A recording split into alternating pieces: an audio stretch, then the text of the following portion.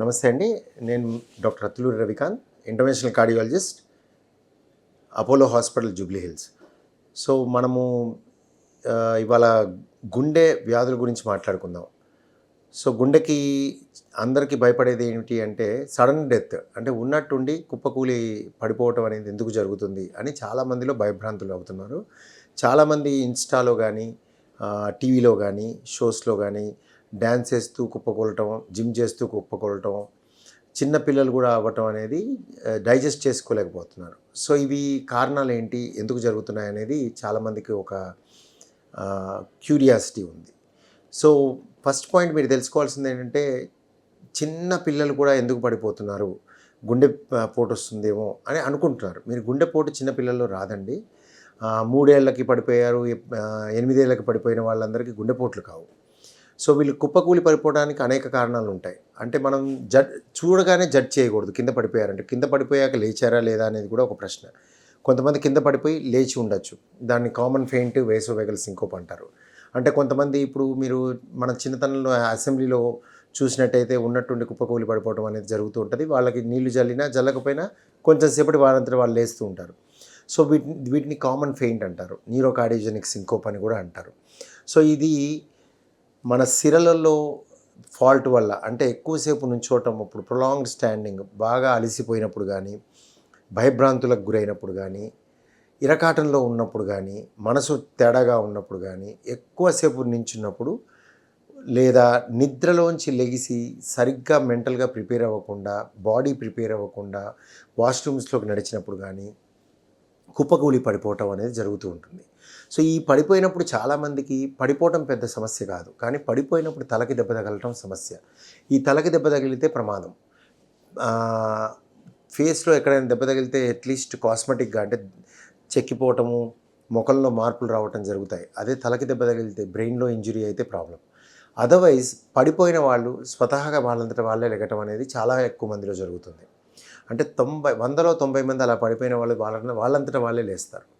So జనరల్గా ఇది prevent చేయాలి అంటే, జనరల్గా మనం ఎస్పెషల్లీ అలసిపోయే పరిస్థితులు ఉన్నప్పుడు రెస్ట్లోకి మనంతటా మనమే వెళ్ళిపోవాలి. కొంచెం వార్నింగ్ వచ్చినా, అంటే మనం పడిపోతామేమో, కళ్ళు తిరుగుతున్నాయన్న చిన్న అనుమానం కలిగిన, ఎక్కడ ఉన్న వాళ్ళు అక్కడే నడవకుండా పడుకోవటం, అంటే కింద తల వాల్స్తే అదే దాని ట్రీట్మెంట్. అప్పుడు మీరు ఇబ్బంది నుంచి పక్కకి జరిగినట్టు వాళ్ళు అవుతారు. ఇదంతా ఎందుకు జరుగుతుందంటే, బాడీలో ఉన్న 5 లీటర్ల బ్లడ్ వాల్యూమ్, చాలామంది బ్లడ్ తక్కువ ఉంది అంటే వాల్యూమ్ తక్కువ ఉండదు, హీమోగ్లోబిన్ తక్కువ ఉంటుంది. అందరికీ 5 లీటర్లే ఉంటుంది. సో ఈ 5 లీటర్లు సర్క్యులేషన్లో ఉన్నట్టయితే మీకు బ్రెయిన్కి అందుతుంది. ఎప్పుడైతే కాళ్ళల్లో ఉన్న సిరలు ఫెయిల్ అవుతాయో పంప్ చేయడానికి, సో ఈ 5 లీటర్ల బ్లడ్ ఒకేసారి అక్కడ కాళ్ళల్లో గుమిగూడితే బ్రెయిన్కి సరఫరా లేక కింద పడిపోవడం జరుగుతుంది. దీన్నే న్యూరోకార్డియోజెనిక్ సింకోప్ అంటారు. సో ఇటువంటి పరిస్థితులు చాలామందిలో కొంచెం వార్నింగ్ ఉంటుంది. ఆ వార్నింగ్ని గమనించి అప్పుడే వాళ్ళు గనక తల కిందకి వేస్తే, అంటే కూర్చున్నా కూడా తగ్గదు, తల కిందకి వెళ్ళిపోవాలి, అంటే ఫ్లాట్గా పడుకోవాలి. ఎక్కడున్నామని సంకోచించకుండా పడుకున్నట్టయితే వెంటనే తగ్గిపోతుంది. అప్పుడు ఏదైనా మంచినీళ్ళు తాగో ఏదో లేచి కూర్చుంటే సరిపోతుంది. ఆ తర్వాత డాక్టర్ని సంప్రదించి కారణాలు ఎతకడం అవన్నీ తర్వాత. సో ఇదొకటి అందరూ గమనించాలి. ఇది ఎవరికైనా కూడా జరగచ్చు. సో కుప్పకూలిపోవటం అనేది ఇలా కామన్ ఫెయింట్ కూడా అయ్యి ఉండొచ్చు. ఇంకోటి, కూలిపోవటం ఫిట్స్ కూడా ఉంటాయి. యాబ్సెన్స్ సీజర్స్ అంటారు. యాబ్సెన్స్ సీజర్స్ అంటే ఉన్నట్టుండి అలా బ్లాంక్ అయిపోవటం, లేకపోతే పడిపోవటం. సో ఇలాంటివి న్యూరలాజికల్గా కూడా పడిపోవటం జరగచ్చు. అది గుండెదే అవనక్కర్లేదు. తర్వాత గుండెలో కూడా మీకు పరిస్థితుల ప్రభావం వల్ల భయభ్రాంతులయ్యే పరిస్థితులు, సపోజ్ పాము కనిపించింది, అన్ఎక్స్పెక్టెడ్ థింగ్ అనిపించింది, అన్ఎక్స్పెక్టెడ్ సిట్యుయేషన్ వచ్చింది, బాధాకరమైన సిట్యుయేషన్ వచ్చింది, అప్పుడు ఉన్నట్టుండి గుండె వేగమో లేకపోతే స్లో అవ్వటం వల్ల కూడా పడిపోవటం జరుగుతుంది. అతి తక్కువ మందిలో గుండెలో ఎలక్ట్రికల్ సర్క్యూట్ ఫెయిల్యూర్, అంటే హార్ట్ బ్లాక్స్ వల్ల పడిపోవడం జరుగుతుంది. వాళ్ళకి పేస్ మేకర్ లాంటిది అవసరమయ్యే పరిస్థితి ఉంటుంది. సో ఇది ఎక్కువగా వయసు మీరిన వాళ్ళల్లో చూస్తాం. అందుకని అన్నిటికీ కంక్లూడ్ అయిపోకూడదు హార్ట్ అటాక్ అని. సో హార్ట్ అటాక్ వచ్చి పడిపోవడం కూడా జరుగుతుంది, కానీ చాలా తక్కువ. మెజారిటీ పీపుల్ గుండెపోటు ఉన్నవాళ్ళు మనకి బాధని చెప్పుకునే పరిస్థితి ఉంటుంది, హాస్పిటల్కి వెళ్ళే పరిస్థితి ఉంటుంది. వాళ్ళు నడుస్తారు, డ్రైవ్ చేసుకొస్తారు, అన్నీ చేస్తారు. అయితే వీళ్ళల్లో గుండెపోటు వచ్చినప్పుడు అనేకమైన సిమ్టమ్స్ ఉండొచ్చు. అంటే ఒక మనిషికి ఒక సిమ్టమ్ ఉంటుంది. కానీ సిమ్టమ్‌లు వేరే రకంగా ఒక్కొక్క మనిషిలో ఉంటాయి. కొంతమందికి జాయేక్ రావచ్చు, కొంతమంది భుజాలు పీకచ్చు, కొంతమందికి దవడలు పీకచ్చు, కొంతమందికి పళ్ళు పీకచ్చు, కొంతమందికి తలంతా నుదిటి నుంచి స్టార్ట్ అయ్యి భుజాల వరకు నొప్పి రావచ్చు. తర్వాత ఛాతీ మధ్యలో గానీ, ఎడమ పక్కన గానీ, కుడి పక్కన గానీ, పొట్టలో గానీ, వీపు మొత్తానికి గానీ కష్టం కలగచ్చు. లేదా ఇదన్నీ నొప్పే కావక్కర్లే, బాధ అంటే బరువు, మంట, పట్టేసినట్టు ఉంటాం, పిండుతున్నట్టు ఉంటాం, ఇలా ఉండొచ్చు. చెమటలే ఉండొచ్చు, లేదా ఆవలింతలుగా రావచ్చు, తేన్పులుగా రావచ్చు. అయితే నేను చెప్పినవన్నీ కూడా ఉన్న వాళ్ళందరూ భయపడాల్సిన అవసరం లేదు. అంటే ఇవన్నీ గుండె నొప్పి అంటే గుండె ప్రాబ్లం లేకుండా కూడా ఇవన్నీ రావచ్చు. సో ఇవన్నీ మీరు ఎలా నిర్ధారణ చేస్తారు? సింపుల్, మీరు ఫస్ట్ మీ ఆలోచన తీసేసి పక్కకి, మీకున్న ఇబ్బంది గనక తట్టుకోలేని పరిస్థితి, అంటే ఇబ్బంది అనేది కనుక మీరు గమనించినట్టయితే డాక్టర్ ముందు, మీ వైద్యుడి ముందు ఇది పెట్టి ఇది ఏమిటి అని వాళ్ళని అడగాలి. అంతేగాని మీరు నిర్ధారణ చేయొద్దు. ఇది గ్యాస్ అని కానీ, నేను రాత్రి నిద్రపోలేదని కానీ, రాత్రి అది తిన్నాను, ఇది తిన్నాను, బజ్జీ తిన్నాను, లేకపోతే మటన్ తిన్నాను, ఎక్కువగా తినేశాను, లేకపోతే మంచినీళ్ళు తాగలేదు తిన్నాక, ఇక రకరకాలు చెప్తూ ఉంటారు అందరూ. సో అవన్నీ కూడా మీరు అపోహలన్నీ వీడి మీకున్న బాధని గమనించి ఈ బాధని డాక్టర్ ముందు పెట్టినట్టయితే సరైన సమయంలో డాక్టర్ ఆయన ఎక్స్పర్టీస్తో సరైన పరీక్ష చేసి మీకు ఒక నిర్ధారణకు రావడం జరుగుతుంది. మీరు ప్రమాదం నుంచి పక్కకి జరిగే అవకాశం ఉంటుంది. సో మీరు అపోహలు వీడి మీ ప్రాబ్లమ్ని వైద్యుడికి అప్పచెప్పటం మంచిది. దేన్ని కూడా తోసిపుచ్చేయకూడదు. సో ఈ కుప్పకూలి పడిపోవటం అనేది మీకు గుండెపోటు కారణం అవ్వచ్చు, గుండెపోటు కాకుండా వేరే కారణాలు అనేకంగా ఉంటాయి. సో ఇక్కడ ఇంకా వయసు గురించి ఆలోచిద్దాం. వయసుకు వచ్చేసరికి చిన్నపిల్లల్లో పడిపోవటం అనేది కూడా నేను చెప్పిన కామన్ ఫెయింట్ ఉండొచ్చు, ఎపిలెప్సీ సీజర్స్ ఉండొచ్చు, సర్క్యులేటరీ ఫెయిల్యూర్ ఉండొచ్చు. గుండెపోటు అరుదు, ఎక్స్ట్రీమ్లీ రేర్. 1 in 1 lakh కూడా కాదు, 1 in 1 million ఉండొచ్చు. సో పిల్లల్లో, చిన్న పిల్లల్లో వచ్చేది మోస్ట్ కామన్గా పుట్టుకతో వచ్చే గుండె వ్యాధులు ఉంటాయి. దాంట్లో ఎస్పెషల్లీ ఆర్వీఓటీ అబ్స్ట్రక్షన్, ఎల్వీఓటీ అబ్స్ట్రక్షన్ అని గుండె గదుల్లోంచి బయటకు వచ్చే గొట్టాల్లో మధ్యలో ఉండే కవాటాలలో పూడికలు పుట్టుకతో ఉండటం వల్ల వీళ్ళల్లో యాక్టివిటీ చేసినప్పుడు కుప్పకూలిపోవటం అనేది జరిగే అవకాశం ఉంటుంది.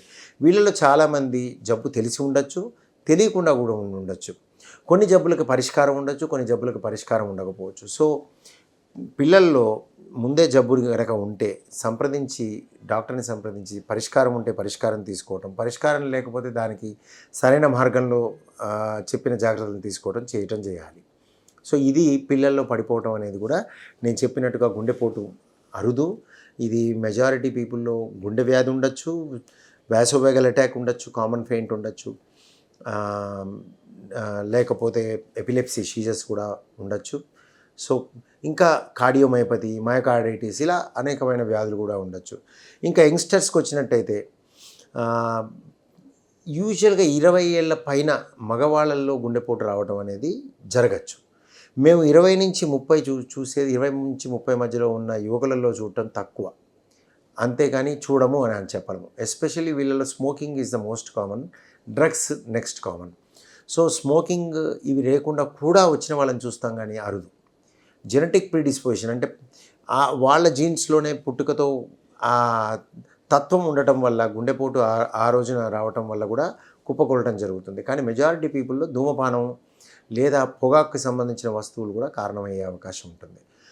తర్వాత 30 ఏళ్ళు పైబడ్డ వాళ్ళకి మెల్లమెల్లగా మేము ఎథెరోస్క్లెరోసిస్ ఎక్కువగా చూస్తాం. అంటే గుండె ధమనుల్లో కొవ్వు పదార్థం ఏర్పడి ఓవర్ ఎ పీరియడ్ పూడికగా చేరి అవి చిటిలి హార్ట్ అటాక్ రావటం అనేది గమనిస్తాం. సో వీటిని ఇప్పటి వరకు చాలాసార్లు మాట్లాడుంటారు. వీటిని ప్రివెంట్ చేయడానికి మన జీవనశైలిలో మార్పులు, ఏవైనా ప్రిడిస్పోజింగ్ ఫ్యాక్టర్స్ ఉంటే పసిగట్టి వాటిని అదుపులో పెట్టుకోవడం, అంటే ధూమపానం చేయకపోవటం, ఆల్కహాల్ మితిమీరి తాగకపోవటం, డ్రగ్స్ జోలికి పోకపోవటం, సరైన వ్యాయామం చేయటం.